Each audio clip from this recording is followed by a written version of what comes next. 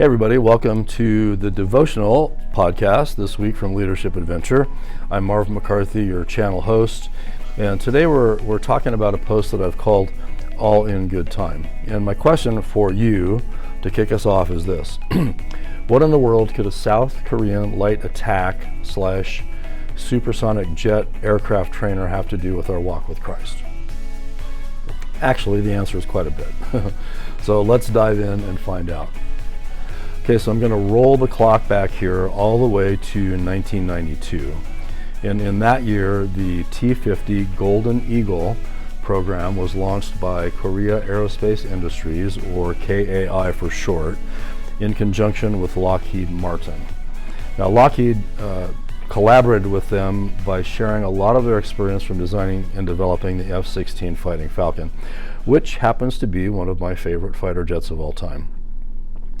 In 1997, the Asian financial crisis hit, and the program was almost canceled due to the severe financial impact on South Korea's economy. Now, but because of the strategic importance of the project, the program was kept alive until it finally took its first test flight in 2002.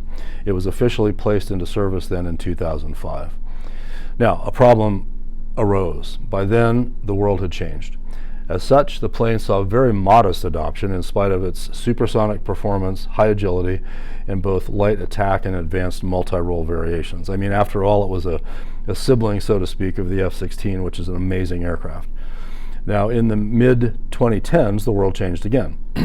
The threat profiles were different, and suddenly countries were very concerned about terrorism, proxy wars, which we're still seeing today, civil wars, and other types of insurgencies.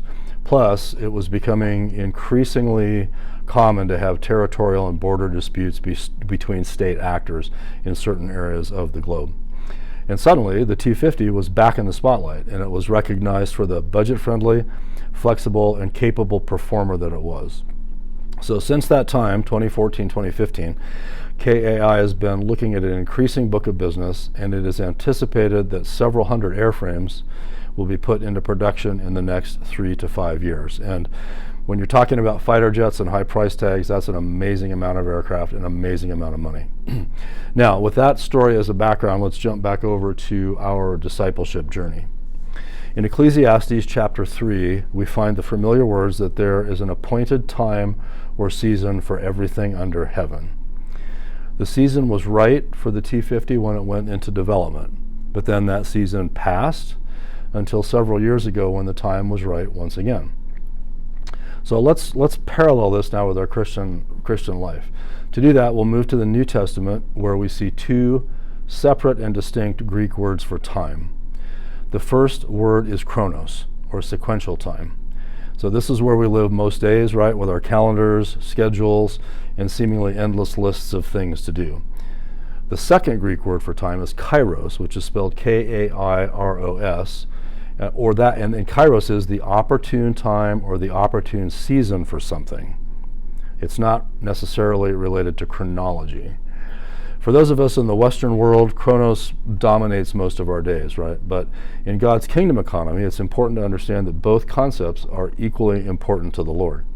So here's where we can learn the discipleship lesson from the Golden Eagle. From a chronos perspective, the program didn't come close to meeting expectations. It was a disappointment for many, many years.